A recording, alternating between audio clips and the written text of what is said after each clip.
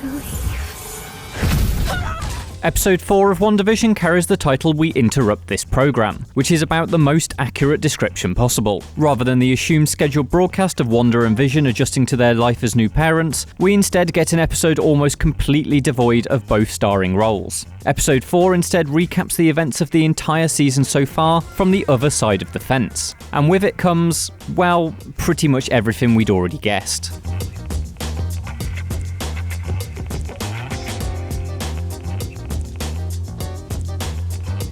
As the prevailing internet theory had suggested long before WandaVision had even begun its run, the sitcom reality is the creation of Wanda herself. It's yet to be spelt out, but the haunting image of dead Vision, with his practically monochrome face and caved-in forehead, certainly suggests that the idyllic family design is Wanda's remedy for her own grief. The reveal is strongly presented, filmed in contemporary widescreen and colour grading to emphasise that we're briefly seeing beyond the facade. Without the laughter track and carefree atmosphere, Elizabeth Olsen momentarily channels a darker side of Wanda, demonstrating a similar menace as to what we saw when she went toe-to-toe with Thanos. But while Wanda's reveal provides episode 4's final big moment, this chapter is primarily dedicated to S.W.O.R.D., now revealed to be the MCU's Sentient Weapon Observation and Response Division. Key among their staff is Wanda and Vision's strange neighbour Geraldine, better known in the real world as Monica Rambeau. Last seen in Captain Marvel as the young daughter of Carol's friend Maria, Monica is now a captain at the agency. She's not the only MCU connective thread that S.W.O.R.D. has provided. The web pulls in Thor's chatterbox Darcy, now complete with a PhD, and Ant-Man's FBI agent Jimmy Woo.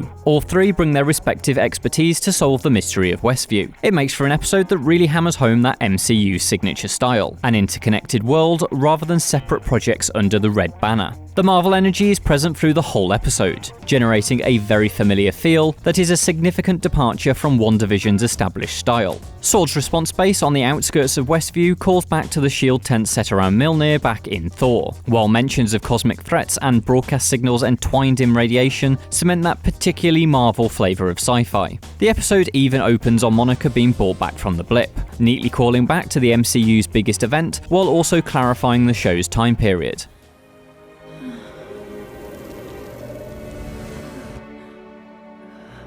All these things considered, anyone looking for some reassurance that WandaVision is a show about the universe they care about will certainly find it here. Seeing the events of the first 3 episodes play out from the perspective of S.W.O.R.D. neatly declutters a lot of what's been going on so far. But the impact of the episode lies in your wider understanding of the Marvel universe. If you were previously unaware of S.W.O.R.D., then this acts as quite a major milestone episode, pulling back the curtain on that mysterious logo that has been peppered through the season. But for anyone well versed in S.H.I.E.L.D's sister agency, Monica's pendant, the helicopter and the beekeeper from the sewer had already demonstrated that the agency was quite clearly observing the sitcom. For those viewers, this episode is about establishing that S.W.O.R.D. are not responsible for trapping Wanda in a comedy prison, rather than introducing any further wild quirks. This new understanding of S.W.O.R.D. does recontextualize everything that's come before it though, and poses a new, more fascinating question. Is Wanda the enemy? We see the S.W.O.R.D. field team discover that the supporting cast of WandaVision are all missing persons rather than manifestations, and so the suggestion is that real civilians have been imprisoned and manipulated by Wanda to populate Westview. As much as we may feel sympathy for Wanda, such actions are hard to condone, and so the lines between good and evil are blurred.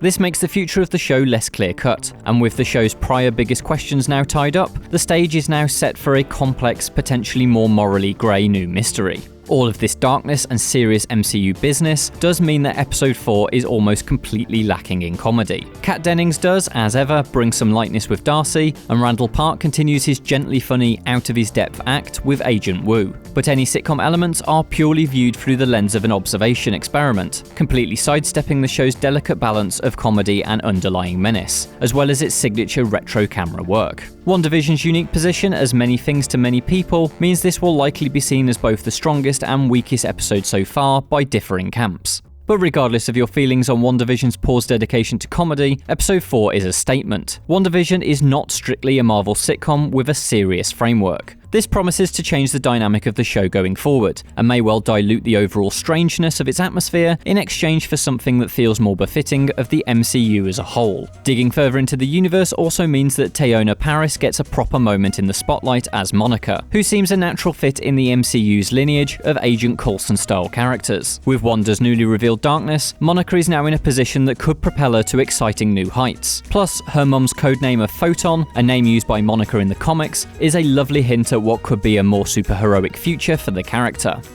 WandaVision takes a break from surreal sitcom homage to remind us all that it's a serious MCU show at heart. This makes for an episode that's lacking the show's unique, delicate balance of comedy and darkness, in favour of something more familiar to the world's biggest entertainment franchise. While it's disappointing that the show's surreal nature can't be found here, it's nonetheless an exciting look at S.W.O.R.D's position in the story, and establishes Monica Rambeau as the show's alternate protagonist. And by tying up the majority of the mysteries posed by the initial 3 episodes, it quickly confirms prevalent fan theories, allowing the remainder of WandaVision to progress into exciting new territory. For more, why not check out How Much Does Monica Rambeau Know About Monica Rambeau, where Teyonah Parris gives us the lowdown on her character's comic book origins.